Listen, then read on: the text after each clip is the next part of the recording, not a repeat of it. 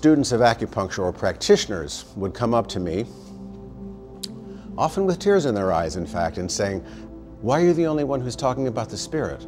Why are you the only one who's talking about the mind?" And I said, "Well, I don't really know that, but here it is if you want it."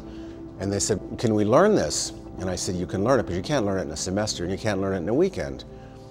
So I decided at that point to put together a one-year part-time training program for practitioners, physicians, acupuncturists, and students of Oriental medicine who really wanted to learn this system, which is rarely, if ever, touched upon in any depth in the Oriental medical schools. When Neil and I studied this, it took 3, 5, 7, 8 years to get through the basic trainings of licentiate degree, bachelor degree, master degree, and it doesn't end. You could spend your whole life just learning this system of medicine. The way this would help physicians or acupuncturists or students of Oriental medicine coming into this system of medicine, coming into this program, would be, first off, it helps to transform us. It awakens our own innate senses. So awakening our own perceptions, our own sensibilities, our senses of to see and to feel and to ask and to hear and to smell transforms us. Your true desires of helping people get restored. Your essential qualities of caring get nurtured. And your ability to help people rapidly increases. When I saw you could see yourself through the lens, as it were, of the 5 elements, it was just very clarifying, and it was very empowering to see, one, how unique we all are and how much the same we all are, because we're all expressions of the same elements. It's about putting my eyes, ears, nose, etc. on the patient, and that's really being of service. And when we're of service, I disappear. When Neil disappears, there's no one to be self-critical, to be self-guessing, second-guessing, doubting, etc., and I'm just an instrument.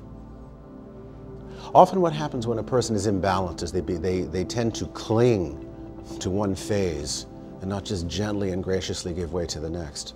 It's more important even than what they say, but how they say it, with what sound and with what emotion.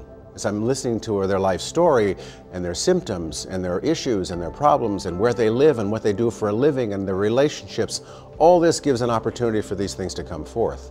When a person is imbalanced, that balance of emotions goes off, and the sound of the voice goes off, and the color and the odor.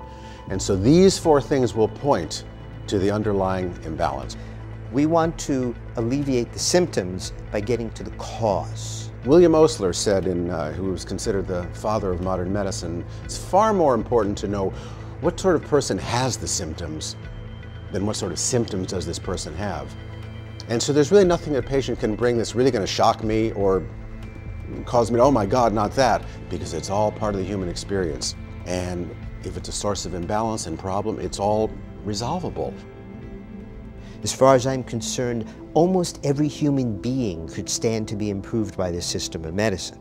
Typically, it's once a week for the first 3 or 4 treatments, and then we generally move the interval to 10 days, 2 weeks, once a month, once every 6 weeks, ideally once at the change of every season. Because as nature is making a shift from spring to summer to late summer to fall to winter, we, again, who are part of nature, have to replicate that shift. And that's often the time when a person will become imbalanced if otherwise they're healthy.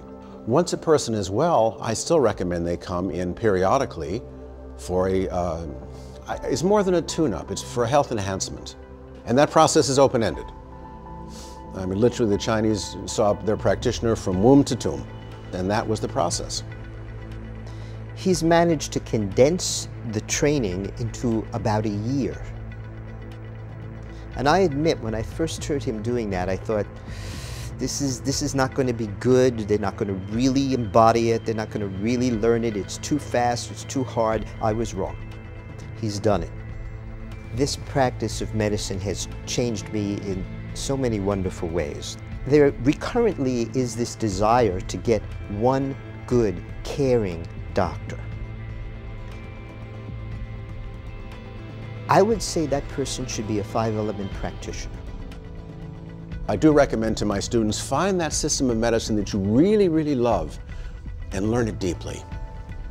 It's within all of us to do, and that is the discovery of learning the system of medicine. And that's the joy of it, and that's what students will get.